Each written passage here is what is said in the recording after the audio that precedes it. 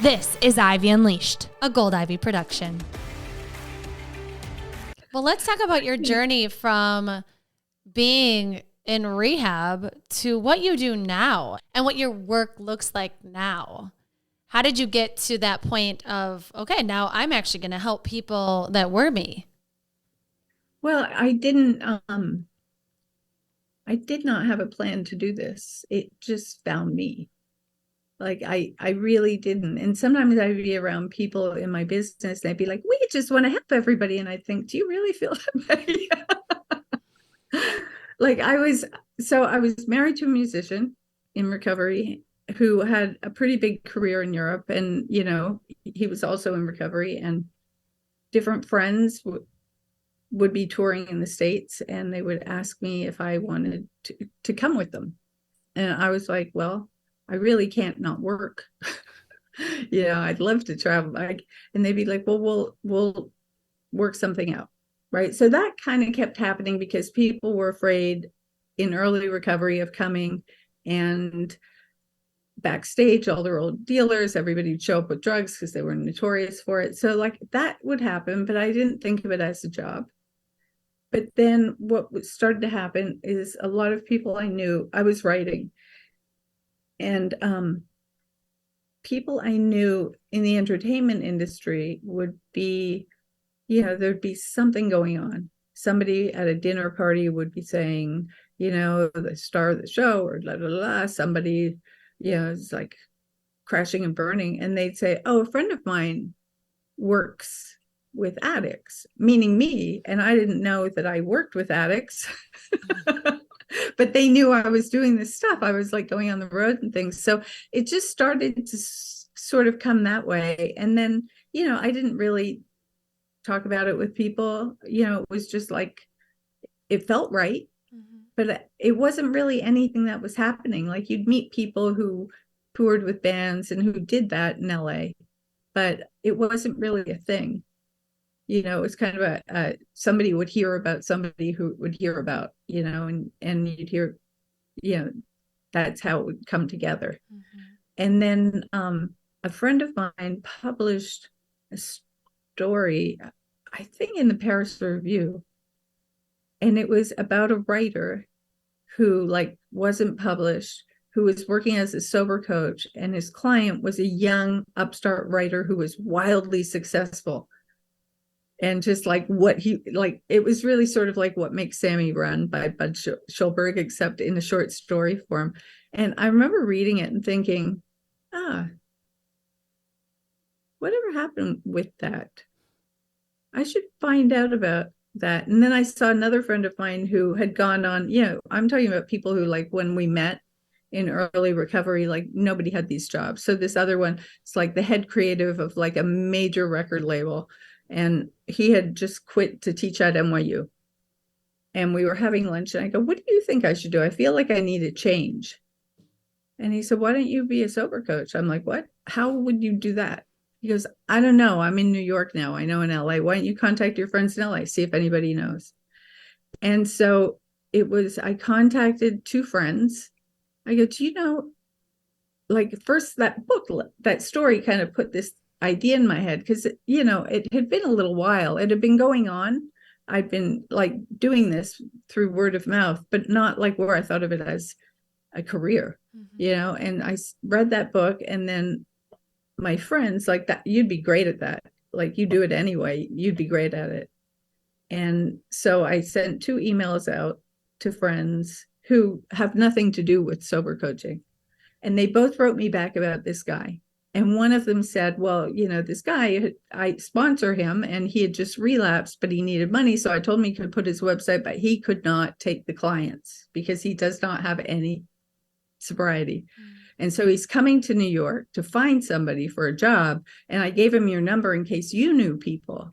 So I swear to God, like from the minute I sent my friends an email, 24 hours later, I was like working with someone up in Westchester. Mm. It was so weird. And then, but it felt right, because at that point I had almost 20 years in recovery and a lot of experience, plus I'd done this stuff, since like 97 periodically with people in entertainment, and then sometimes their therapist would recommend someone, but it wasn't anything that I was seeing as something that would take over it was always like just a little something I did that felt really good, but it wasn't like my career, if that makes sense. And then the next thing, I get an email or a call from A&E that they want to do a show about sober coaches, and they got my name. And I figured, well, that's only because there's probably 4 people in the country doing it. Of course you got my name. And then later they told me, no, we talked to hundreds of people. I was like, there are hundreds? So talk us through what your work looks like. So you are a coach. You're not a therapist. You live in with a lot of these people. So walk us through what that journey really looks like. So the way it always looked prior to Terry Cole, I would live with people instead of them going to rehab. And, sometimes it was because they didn't want a paper trail. Sometimes it's because they'd been to 17 rehabs and just had no desire to go back.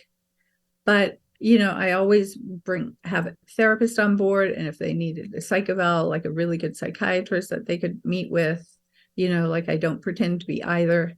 And we would just put together a whole lifestyle change. Because really, the whole thing is someone alone with their own thoughts. They're going to feel worse. Mm-hmm. They're going to feel depressed. They're not going to feel better being alone. And there's this thing that's running out of time that's getting weaker that wants to get back in charge. So it's going to keep like playing off. You're depressed. You're like a loser. You're never going to be loved. You're going to die alone. It wasn't that bad of a problem. It's just a misunderstanding. And so alone with their head, they'll just like convince themselves that it's okay to have one drink and then be off. Right. So, just keeping the beat going so they don't have that kind of alone time. It's a big part of it in the beginning. But, we would work out, we do yoga, we meditate, we like cook together. Sometimes I teach them how to buy groceries, like whatever someone's needs are. So in the beginning, it was pretty simple. It was just like bring a healthy lifestyle in, going to some kind of like support network, because it's really important. I believe it's so much harder and so less fulfilling and rewarding to try to do this alone. Like people want to do it alone. A lot of times, if I really dig, it's because there's a lot of shame around it. Like it's still going to be their secret. And if you have shame and it has to be a secret, you'll probably drink again, because shame and regret are like really powerful ways to fuel that thinking and those feelings in a negative way, that alcohol is the only solution, right? So luckily now there's, some people are like, I don't want to go to AA. It's like, okay. I mean, they'll do it with they don't know anyone who's ever gone. They don't know what goes on. They've seen it on TV, but they have some idea about it. It's like, okay, there's like Dharma recovery. That's like a Buddhist based thing. There's smart recovery, which is like a CBT kind of based. There's different places to go now to get support, to find other people who are in recovery. I've told clients, listen, I don't care what you do. You need 2 friends who are sober. And I don't mean people who don't drink. I mean 2 friends who drank and are now sober and in recovery. I don't care if you have to put an ad on Craigslist. I need sober friends. You have to do that for us to work together. If you're not going to go to meetings or any kind of support group, you have to do that. You have to have a therapist and a meditation practice, and you have to do some kind of volunteer thing in your community, and not donating money. It has to be face to face. Like if you do those things, those 4 things, I'll let the meeting part slide, because you'll get what you'd get from a support group by doing those 4 things. Yeah, it's just easier to go to a meeting. Yeah. And it speaks to the power of support, of not doing it alone, because to your point, you are alone with your thoughts. I think when you're in real society, out of your house, right? There are so many triggering moments, like you mentioned earlier, sitting at a bar and you see someone drinking. So I'm curious what tools you give your clients to use when those triggering moments happen. Well, I really believe, like now when I work with people, I have, it's been fine tuned over the years. So I can kind of tell what someone's going to need based on, just my read of the situation. But like certain tools, building shock absorbers, I look at the feelings that people might feel or they might be oblivious to. Like, I don't know why I drank. I didn't drink for 60 days. I didn't think about drinking. And then suddenly I was drinking and I don't know what happened, right? Like the ones who are experimenting and doing it at home. There can be a disconnect, an emotional disconnect. So you're not going to feel things like other people might be craving, and that, so they know when they started craving things. But some people are just like, blank, just shut down. Now I'm drinking. I don't know what happened. So I just look at it like whether you can feel your feelings or you can't feel your feelings because of the trauma you've experienced.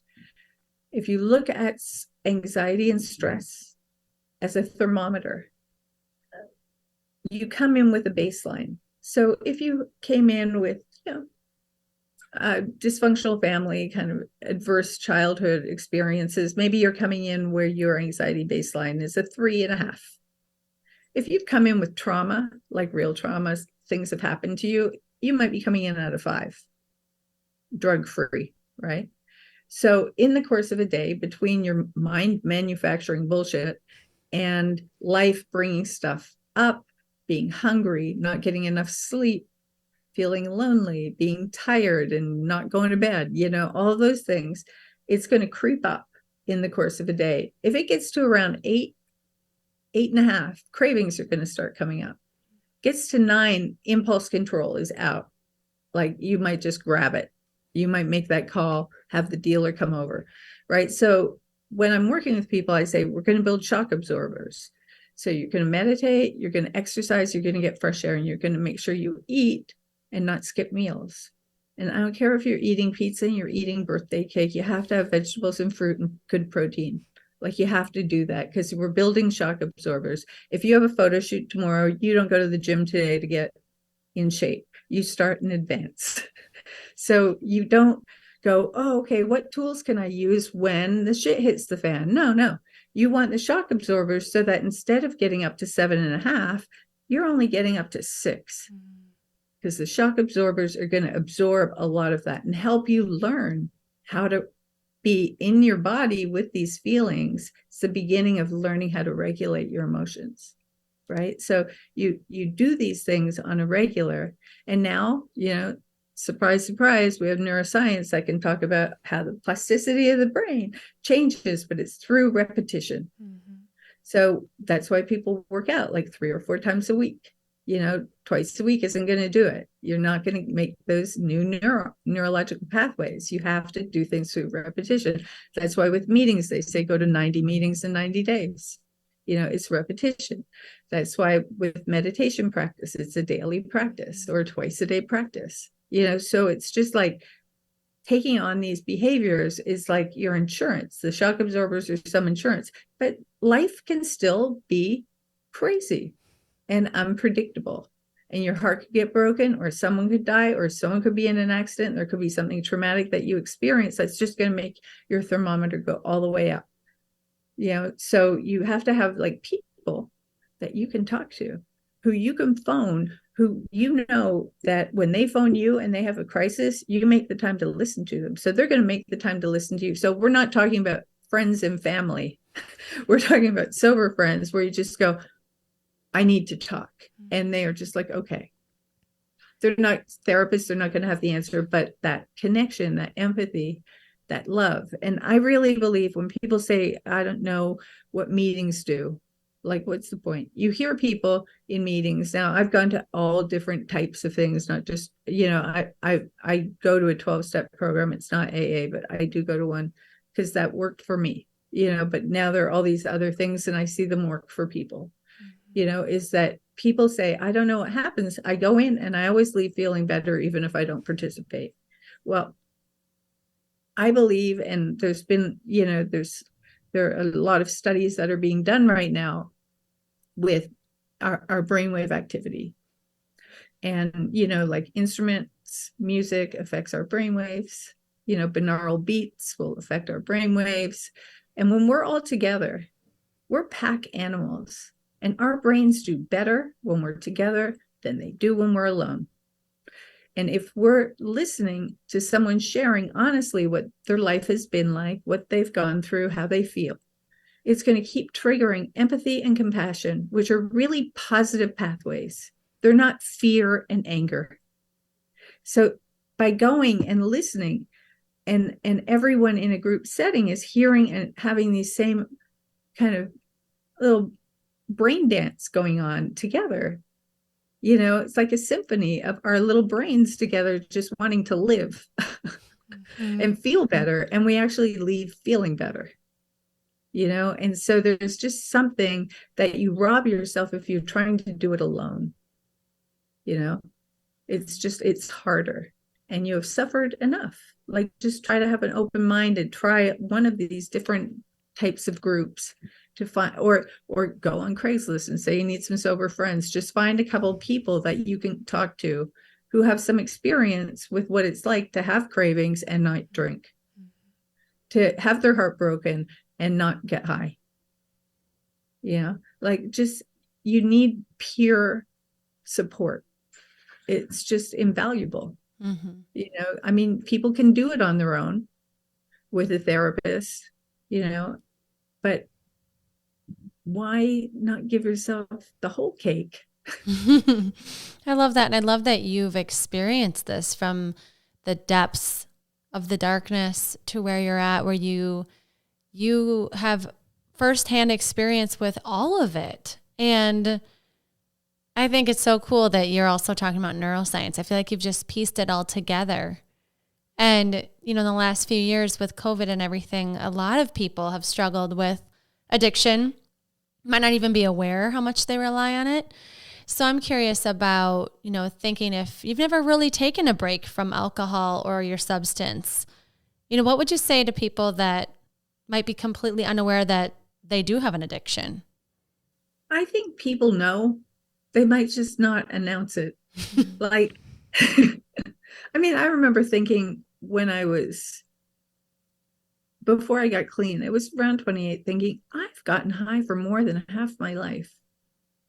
Like, I remember thinking that, not necessarily thinking it's a bad thing or that I needed to stop, but I was really aware of it. And I thought, this is probably kind of weird. Is it going to just keep going like that? Because, that's that thing, 26 to 28, where you just start to have this, like, do a little quick inventory on my life. Like, is it going the direction I want? What needs to change? What needs to go? Am I on the path I want to be on? Like, it kind of happens like that. And I think, when you don't have high consequences, if everyone around you is drinking the way you drink, and half of them are kind of questioning in the privacy of their own mind, is this getting out of control? No one wants to be the first one to say, do you think this is getting out of control? Because you might get kicked out of the group if other people don't want to hear it yet, So it's really a hard conversation to have, because there's always someone worse. No, you don't have a problem. Look at her.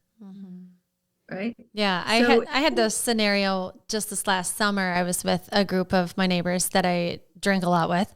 And I said something about, every now and again, I just don't drink for a month. I like to make sure that I can give it up, and anytime I do it, somebody else says something to me that they are thinking themselves, I think about giving it up all the time. I think about this nonstop. And so it's so true. And I totally believe what you're saying. And it's actually like breaking my heart to hear how the thoughts that you had in your head, and just like how mostly everybody has some level of these feelings and thoughts where they're so hard on themselves, right? And it's so sad that these substances do this to us, and that it's available everywhere, and it's romanticized, and it's, if you're intelligent or sexy, you're doing it. And it's it's so sad to me.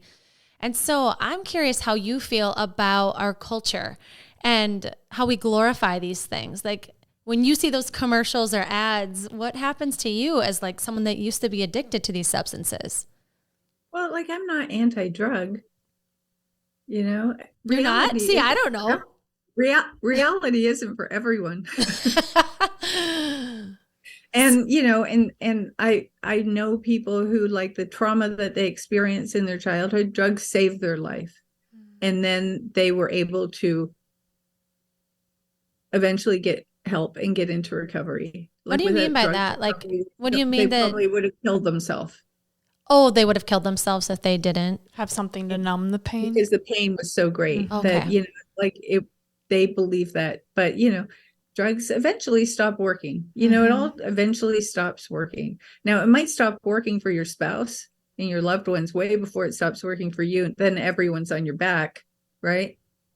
And that's not usually like the great way of surrendering the whole idea of like, maybe I'll stop. You know, when it comes from you because you've made the decision, when it's pressure from outside, it's a little bit different. But you know, when you make the decision yourself, chances are, like, it hasn't gotten to the place where people are giving you ultimatums.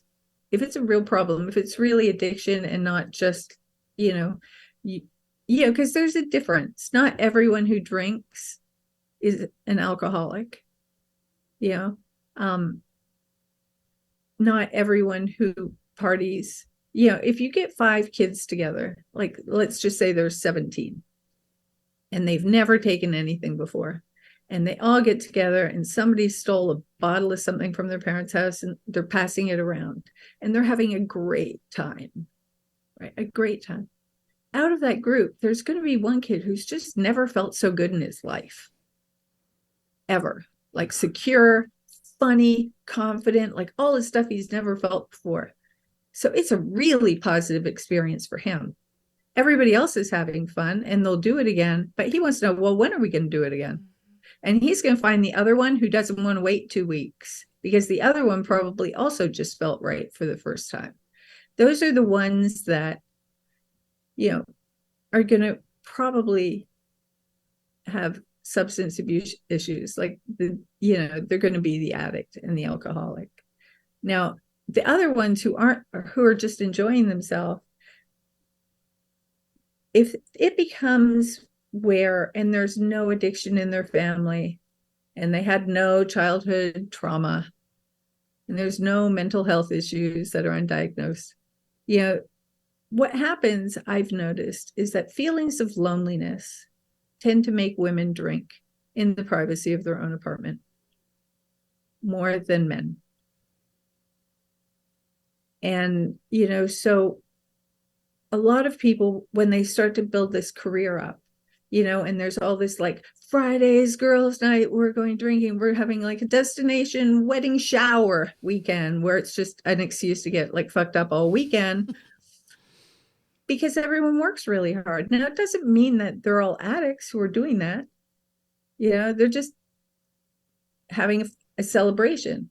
But the ones who are at home, who never used to drink at home, that used to just go to these things on Friday nights with the girls, but now they're like opening a bottle of wine at home because they're tired. They work really hard. It's costing them balance in their life.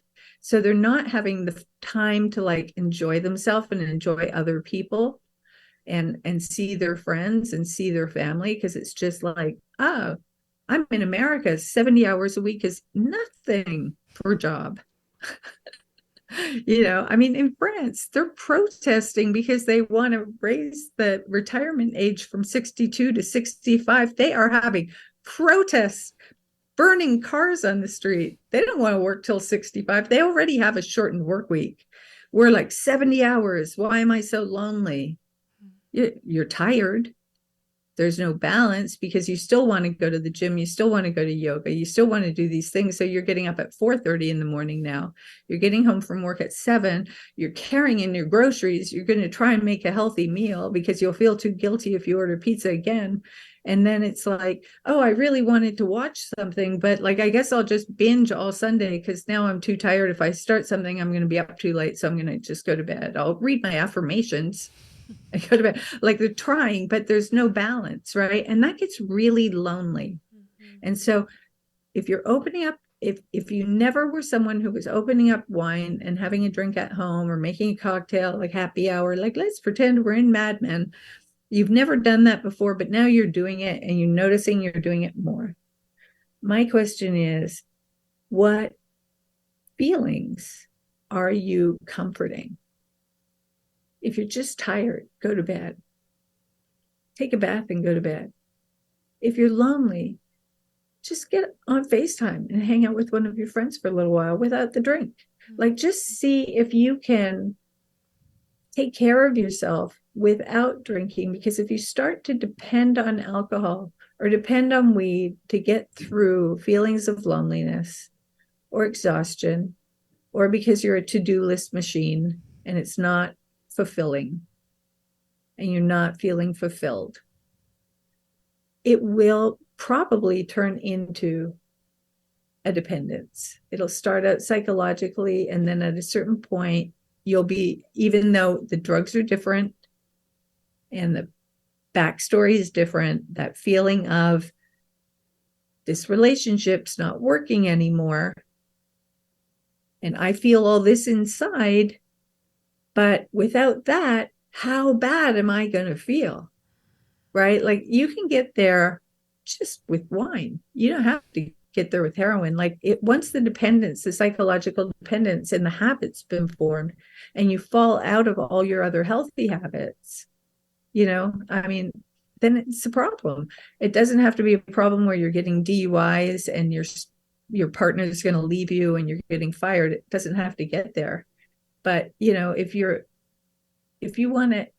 you are reaching out to healthy things on the side because you want that kind of life, you want to manifest, I'm going to use the word manifest because every people listening to your podcast are interested in having bigger, better, healthier lives, living larger, right? So if you're interested in that, try to self-soothe with something else. And if there's feelings underneath everything and you're able to like take the alcohol away or take the weed away and just self-soothe with like a hot bath, talking to friends, maybe doing some yoga, maybe telling your boss you don't want to work that much, reevaluating what's important to you. Like, what is important to you? You need time to be able to ask yourself those questions. And if you work all the time, you're just going to get lost from yourself because you're not going to know the answer. Right? So try to do that. And if the feelings just seem too much, you could always go to therapy. You could always, go to ACA meetings, AA meetings, NA meetings, Dharma recovery, smart recovery. Like, there's so many things that you can explore. It's not a marriage. You don't sign your life away when you walk in the door. It's anonymous. Like, you could go in and just be like, not for me, maybe next year, but like, just give yourself room to see what the truth might be. Because not everyone who's having wine at home is an alcoholic. But people who are alcoholics, it doesn't start out as a crash and burn. There's a path that leads them there. So you could be that person on that path, and the same with drugs, but you won't know unless you examine more closer what your relationship with it is. And the only way you can do that is by removing it for a while. So your thing of taking 30 days off, is always good, as long as you're not, if they told me I could get high one day a year, you could stop me on the sidewalk any day this year, and I could tell you how many days were left until that day I could get high, because it would become the only important day in my year. So if you're taking your 30 days, but you're always aware of how many days are left, do 60 days. Yeah, that's a great point. Or 90 days. Yeah. So I have a question for those people that are in a very close relationship with someone that it just they've discovered it's hit rock bottom and there's no going back. They need to give up the alcohol. They need to give up substances. And what the process of that is to accept, I'm sure there's the Can't you just not be an addict? Like, can't we just keep our life going? Like, I liked, we were drunk when we met, and then I wanted to stay drunk with you, and now we can't drink together. Like, what have you seen with being a sober coach, being a recovery coach with people, and that partner or close friend or family member that is witnessing it that closely? What has that been like? Well, it's been different with different people. I mean, I had one woman say to me, just when we were alone, how, when they'd go out and they'd see these, couples in their 70s who were still like dancing and drinking together. She pictured them being that one day, and how like removing alcohol for him was changing that. And they go on, every now and then they get together with friends and go on these, yacht things and for a few days, and like it would just be fun because they'd party, because she didn't really party that much, and she's like a mom with a lot of kids, so this would be like really something she'd look forward to. And she realized that, if he was going to be sober, that was going to change, even though she could still party if she wanted to, like he wasn't making her stop. And because she was aware of it and could talk about it, like it didn't become an issue, because all she had to do was, we looked back at what the consequences had been, how it had impacted her, how afraid she'd been when he'd been behind the wheel of a car and not home yet. All of those things, like when he would disappear for a couple of days, and how terrified she was that something had happened to him. Like remembering what his drinking, the experience had been for her. It's like, oh yeah, those stakes were really high, because when you're used to seeing someone suddenly who's sober and they're fun and you're getting the best of them that you'd fallen in love with, like you can minimize that the consequences were that high, because it seems so long ago. So like being able to talk about that with her, she was like, yeah, I'd rather, if I had to give up being 75 and drunk with my husband so that he stays sober, like I'm willing to give it up. But other ones who their own relationship to drugs or alcohol is different. They're the ones that, who'll go to detox and come home and it'll be like, well, I was trying to stay sober, but it was her birthday and she gave me permission to have wine to celebrate her birthday. Like right after forcing him to go to rehab or forcing him to go to detox, because she wanted someone to drink with her. And so like then it's that thing of like, well, can't you handle it like I can handle it? But if she didn't have a problem with it, if her relationship to it wasn't kind of addicty, she wouldn't have that need to make him be okay with it. Like people who aren't addicts or alcoholics, if you tell them you're sober, they're like, oh, that's great. That takes a lot of courage. I bet you feel good. The ones who want to debate it with you and turn it into a big debate and make it a big philosophical thing about 21st century and morality, chances are they have like a problem with drugs or alcohol, because most people don't have that kind of reaction. So it's the same thing with couples. It's like if someone's like, that's their partner they do Molly with, and have a fire pit in the summer and they don't want to see that go away. If they can if it's a deal breaker for them, they should look at themselves. If it's not a deal breaker for them, they just have to go through a little bit of grief about what might not be, but they don't know what might be. And the new person that they get back and the intimacy in the relationship, now that they're in a relationship with someone who is actually present and in the relationship with them. I mean, I had a boyfriend who was, I could have just had a boyfriend in prison. Like he was in blackout through all our like deepest, most memorable things. I'd say, remember when we went to that flower thing? And he'd just look at me like, what? I'd be like, oh, were you not there? Was I in this relationship by myself? So like if suddenly like your partner is present, the intimacy is going to be better. Like you're going to have a real relationship now with someone who's there for you, yeah, who's who really sees you because they are present. They are not just waiting for the next line of Coke. Well, it's interesting because if you've never had it, I think there's that question and that uncomfortable space of we've always been drunk together. What is life like sober? And to hear there could be more intimacy, I'm sure it's like, well, maybe, I don't know. I've never experienced it. So I feel like I could see that you've got to give it the opportunity, right? And I think it is uncomfortable because it's new and it's different and you don't have the buffer. Like when I've given up alcohol and I've sat with friends that I normally drink with, it's a little uncomfortable at first for both of us, you know, because it's me saying, I'm doing this thing and I know it's weird because like we all normally drink together. It's a little weird for just like a second. And I kind of want to have a drink in that environment for a second because it's like, that's not what we normally do. And then the friend is normally like, oh, for a second, but then it passes. And then it's like a really good conversation. And if they are a true friend, you find out. And if they aren't, you find out because your true friends will chill with you in a sauna and like not drink. Like I just had this scenario. My friend, she was like, oh, you don't want to drink? It's Monday. We always drink together. And I was like, no, I'm not drinking this month. And she's like, okay, well, let's sit together in my sauna. And it was so great. And we like basically got high on life from getting hot in a sauna and jumping in snow. We felt like kids. But if we didn't give it that chance and didn't have the uncomfortable moment for like a second, we wouldn't have known that we can totally have this new dimension of our friendship, which is super cool. Mm-hmm.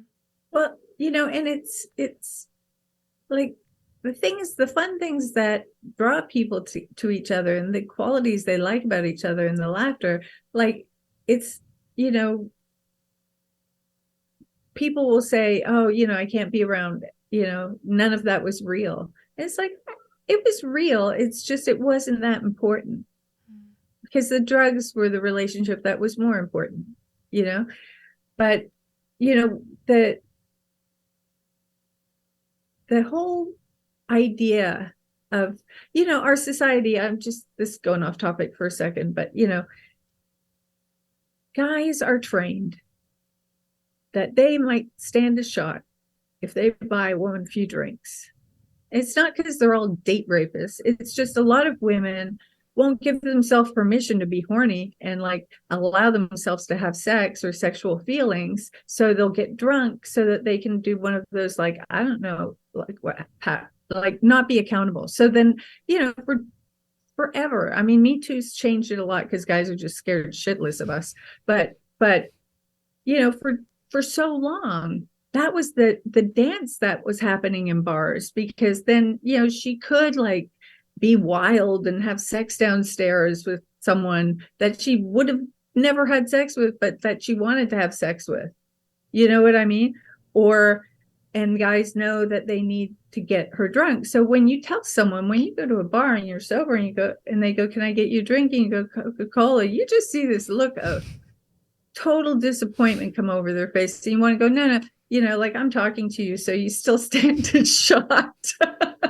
But it's like, so it comes in so many different areas. So when someone stops drinking, it's like with your friends, like, oh yeah, we can have fun sauna and stuff.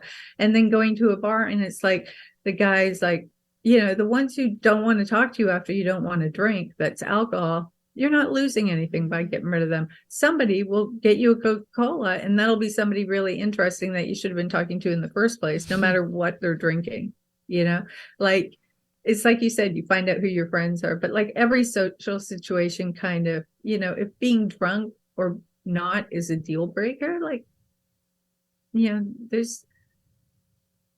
you can't put all your eggs in that basket because you'll never stay sober. Yeah. And with partners, you know, one of the things is that I tell people that when there's alcoholism or addiction in the house, it is like having a flu in the house and everybody gets a little bit sick. Mm-hmm. So you can treat the alcoholic, you send him off to rehab. Yeah. Send him, yeah, help him out. But then usually the partner should be going to therapy or Al-Anon or something, because if you have all kinds of resentments you have the list in your head of everything that he screwed up, every time he lied, every disappointment, all the money that was spent, whatever. That's going to be between the two of you in bed. It's going to be between the two of you at dinner. Like you need to be able to take that, all those feelings of being someone who was in a relationship with someone who wasn't really present anyway, which probably suited some part of you when you made that decision to make that your partner.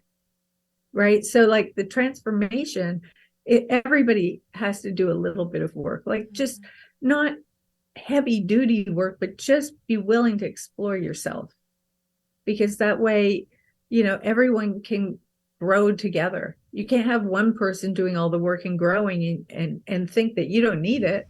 Like, give yourself a break and allow yourself to have it, to have the experience of personal growth. Yeah, I love that you brought that up. And I think that comes full circle to how we started, of how not talking about your dad being an alcoholic affected you and your addiction.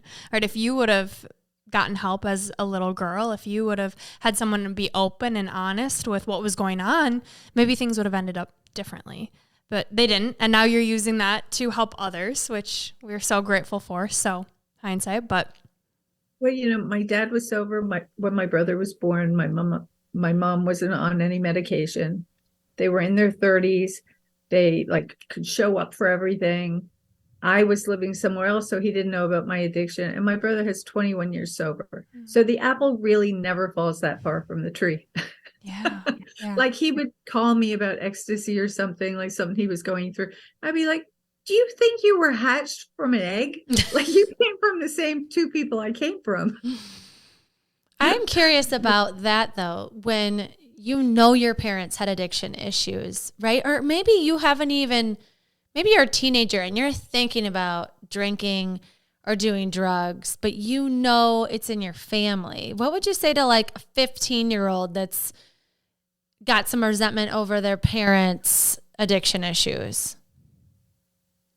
It's different for all kids. Some kids are like, I'm never going to do it because I don't want to turn into my parents. With me, I knew if I came home with alcohol on my breath, it would break my dad's heart. So I just went to drugs. They were never going to smell alcohol on my breath when I came home from a high school dance. Like people make choices, I mean, if you're a kid and you are in a family where there's like alcoholism and you feel like you have nobody to talk to, and like you don't know, like if you drink, are you going to automatically like turn into an alcoholic? Like go to some Alateen meetings, or talk to your counselor at school, to find a therapist, ask your parents to send you to therapy. Like it's the 21st century. Like the outside world and our inside evolution are not syncing up anymore. Like we could all just like use space to breathe, someone to hear us, someone to help us solve problems. If we're by ourselves and we don't have the tools, like you can't think your way into new feelings, but you can act your way into new thinking. So powerful. I love that. If someone listening is like, I need more of Patty Powers, where can they find you, Patty? Where can they get more access to you? Well, I have a website, Patty with a Y, Patty at Patty Power, or Patty Powers NYC is the .com is the website. And I have a blog. I haven't added to it in a long time because it's pretty much, once you say all the things that you say, it's just rehashing them. But if you go into it, it gives all kinds of, pretty much every experience you'll go through in recovery, like feeling wise, family wise, holiday wise, there's something there with tools to use. So you could look through that. If you're like a self-starter, you could email me at patty@pattypowersnyc.com. When we were talking about working, I live with people. So I'd be with them for 30 days. I still do that quite often. But there are people, Terry Cole when she was mostly seeing therapy clients, kept calling me saying, I have someone, I really think just couple hours a week with you is all they need. And I'd think, I'm used to doing 24 hours a day, 30 days. Like what could I bring them? I'm not a therapist. You're a therapist. You see them hourly. And she just was convinced that like I could take my skill set and adapt it to different populations. that not everyone needed 30 days. And so I did this with some of her clients, and I saw she was right. So I've found ways to work with people with a combination of email and Zoom, but in like I do a 90-day thing, because I feel like you can count down 30 days and have a sober October, but 90 days gives you that time where you're going to experience different levels of feelings and gain some experience on getting through them and learning what to do around them. And even if you just are like, well, I'm probably not a substance abuser, but I just want to do this 90-day thing, it gives you like a experience of having all of your feelings without a buffer. Mm-hmm. So if it turns out later on that drugs or alcohol really are problematic, you will never forget that you made it through life for 90 days without anything, and that it wasn't tragic, and it will help you to return to sobriety and to seek it out. And, but I only do it with complete abstinence, because I'm going to teach you how to drink in a controlled manner coach. So, there are different ways that I do it. So, sometimes people just are like, what should I do? I can just send a quick email of like resources in their area if I know of them. It's like reaching out to me isn't like a commitment to anything. I love that. Thank you for offering that people can reach out to, because I think a lot of times, like you said, it's so nuanced. Everyone's so different. And so you might not know what you need. And something you said I think is really powerful is, if you're unsure if you have a problem, to give it up for 90 days. Do no substance for 90 days. And if that scares you, you probably should do 90 days, because you probably need to do 90 days. And so I'm so happy the way that you're talking about this with feelings, with society, with relationships. We are all living this. Nobody is immune to this. This could happen to anybody to come in contact with addiction, and most people have. Mm-hmm. So I'm just so grateful that they have access to you, and we will plug your information in our show notes that they can find you. Yeah. So Patty Powers, would you please give our listeners your 3 gold stars? Remember that it plays the long game. So when you're thinking alone with yourself and you're thinking it's never going to get better, it's always going to feel this way forever. When you hear never and forever in a negative way, know that it's just your corrupted thinking, because it is trying to trick you into caving and giving it a little something, so it can get back in the control seat. It's really like smoke and mirrors. And one of the things is amnesia. It plays with amnesia. So you will forget how badly you felt and how desperate you were to get sober, because you've been feeling good for 2 weeks. And you will start to minimize how bad it felt. That kind of amnesia is dangerous. So, don't lose sight of that it plays the long game. So stay vigilant. Move muscle, change the thought. If you're feeling paralyzed by your emotions, you're ruminating over things, you're in fear, the negative self-talk is there, get up. Do some jumping jacks. Go outside, take a walk, call a friend. Just do something to get out of your thinking, and one of the things I'll do with clients is, like, if they're at work and they're freaking out, is I'll just say, take something in your hand, and for like 2 minutes, just 2 minutes, my phone is in my hand, my phone is out to the right, and watch it, bring it back. My phone is out to the left. And you could do it just in your lap with nobody at the office seeing you doing it. And just keep the focus on that, going from left to right. And it'll break that cycle of thinking. It'll take that train and put it on a different track. Another way you can take yourself out of that fear cycle is look at something and describe it in your mind in detail, as if you were telling a painter over the phone what you were looking at, so that they could paint it exactly as you see it. And that will take your brain off that train, off that track, and onto a different one. And, you might go back to like, does he love me? Doesn't he love me? Does he love me? Does he love me? Or whatever you're obsessing over. And just do it again. Just look at something, describe it, step outside, take a deep breath. There are actions you can take to get out of, that building the thermometer going up, up, up, up, up. It's just little tricks that you can do to dial it down. And the third one is get yourself 2 sober people in your life that you can get together with and just be yourself. And they will show up for you because they need you there too.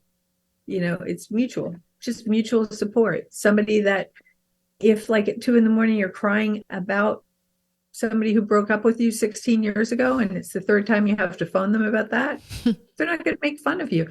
They might make you laugh about it at some point, but they're not going to ridicule you because they've done something similar. Because we have a brain that is just going to try to get us to give up and to believe that the only comfort, the only thing that's going to make us feel better is what used to make us feel better. But if it still made us feel better, we wouldn't have stopped. So, you need a couple, you don't have to dance with everyone, but you got to dance with someone who's sober. I love it. Those are so good. Oh. Okay. More questions for you, Patty. This is our rapid fire question, Unleashing Ivy. Are you ready? I'm ready. Okay. My question is, in your experience, do you think people can have a healthy relationship with alcohol? I think if somebody is an alcoholic, it is like being born with a certain amount of drug and alcohol coupons, drink tickets, and you've used them all up. And you're not going to find new ones. So if you go back to it, it's probably not going to be healthy. If you are not an alcoholic, and you are just going through something and you partied it out, you will be able to self-regulate again. It's up to you to examine what your relationship is with alcohol and be able to be honest with yourself about it. And if you can't be honest with yourself about it, have a therapist that you can be honest with, who you would trust to mirror back to you. Yeah. But some people age it out. Some people party hard in college, as hard as their addict friends, and then they find something they're passionate about and they move on with their life. And maybe on New Year's, every few years, they buy a gram of Coke and do it with their wife and go, whoa, doesn't this remind you of college? Not everyone who has a drink needs to stop.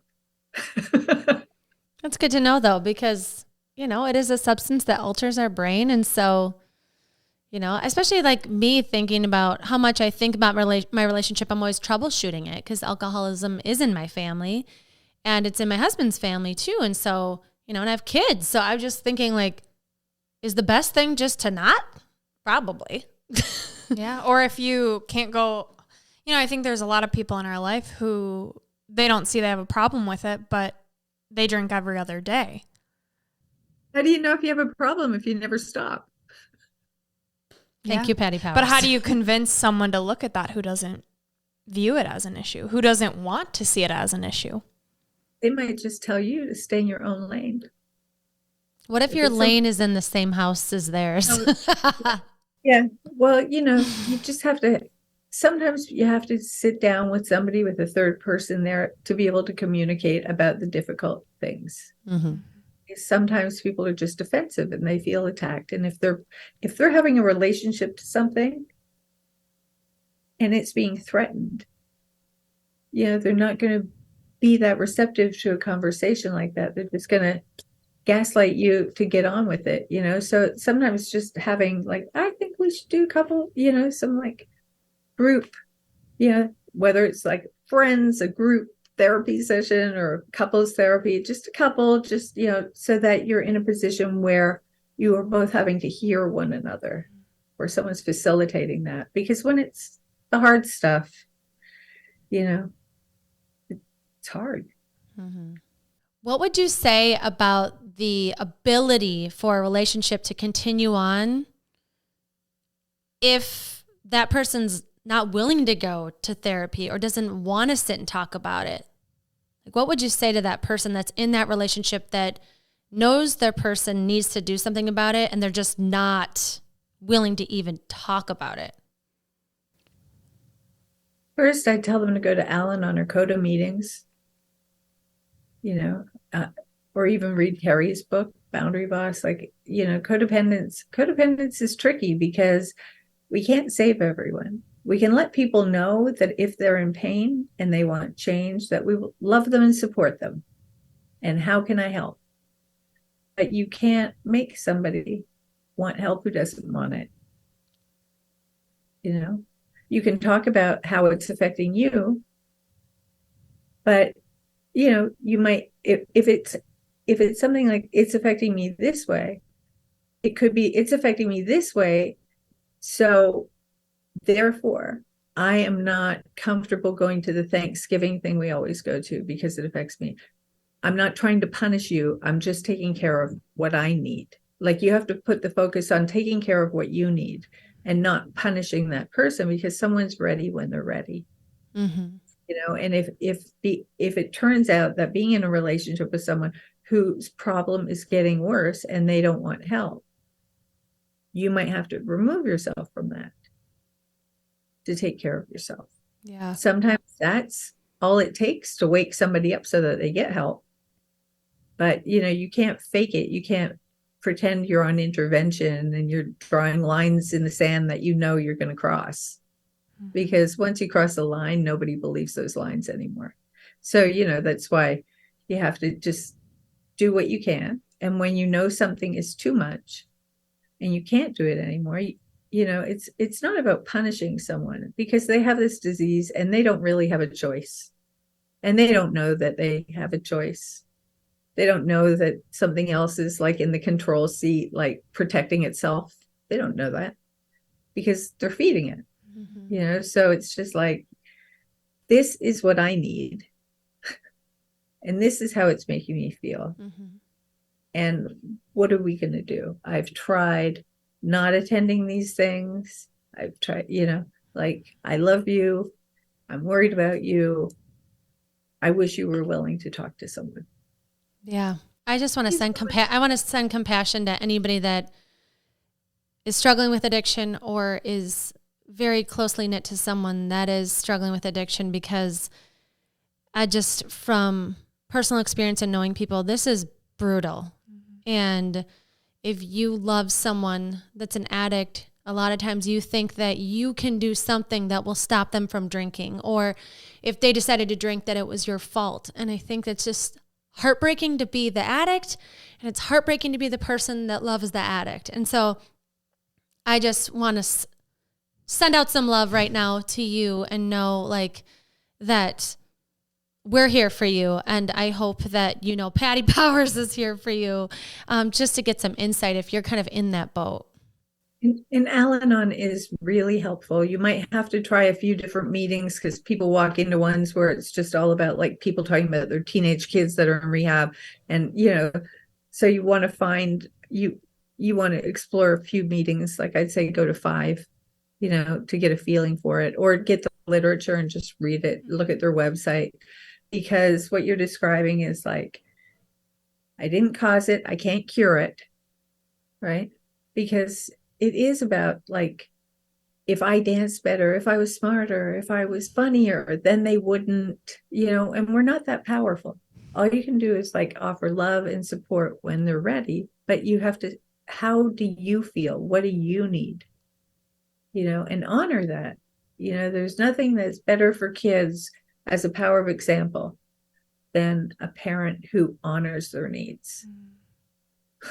Yeah, that's so powerful. And those needs, you need to set the time aside to figure out what those are.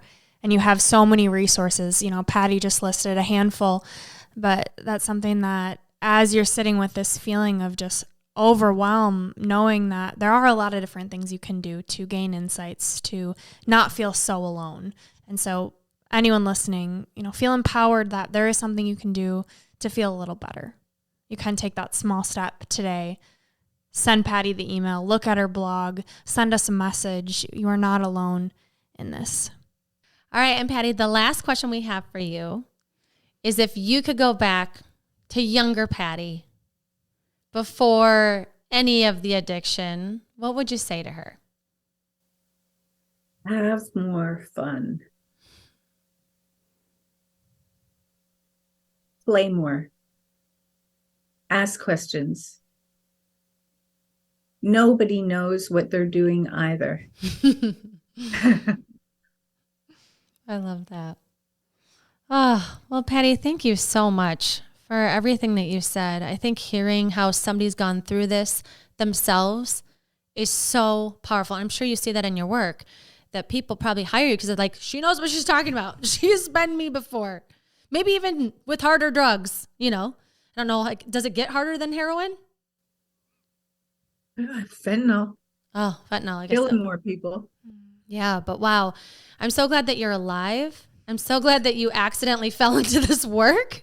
I feel like I want more from you. I wish you were on social media so I could just keep hearing from you all day long. But anyway, we're so happy you took the time to talk with us and to walk us through what it's like to go through it and to walk us through what it's like to be on the other side of it. Because a lot of people just need to hear that your brain tells you lies. It's not you. And so many things you said just like touched my heart and broke my heart. And I'm so happy that we had some time with you. So thank you. I'm really happy that I got to be here because just watching you guys, it's like, I know your audience, you told me, is 20 to 40, and those are rough years. And nobody was around, like nobody was sober that was passing anything down to me. So it's just like, those are years that of feeling a little bit lost and finding yourself, whether you're an addict or you're not an addict, whether you drink, you don't drink, in some area, right? So hopefully something in all the babbling I did, like I'll reach somebody. It might not even be about drugs and alcohol. Yeah. And that's not your job, right? Whatever's meant to land with people listening will land. And a lot of it landed for us, and our listeners are us. So I promise something you said, a lot of what you said landed, and we'll leave them with even more. Patty, we'd love for you to share your piece of gold with our listeners. Okay. Well, this is funny because you just about said it yourself before you asked the last question. So I was looking, Gore Vidal, Tennessee Williams, like all these people I love, like who has a quote. And then I thought, like, who spoke to you? Right. And I mentioned David Bowie. So I'm going to read a section of my favorite song, which the song is called Rock and Roll Suicide. And the line is, "Oh no, love, you're not alone. You're watching yourself, but you're too unfair. Got your head all tangled up, but if I could only make you care. Oh no, love, you're not alone, no matter what or who you've been, no matter what or where you've seen. All the knives seem to lacerate your brain. I've had my share. I'll help you with the pain. You're not alone." This is Gold Ivy signing off. Listen to your truth and go chase your gold.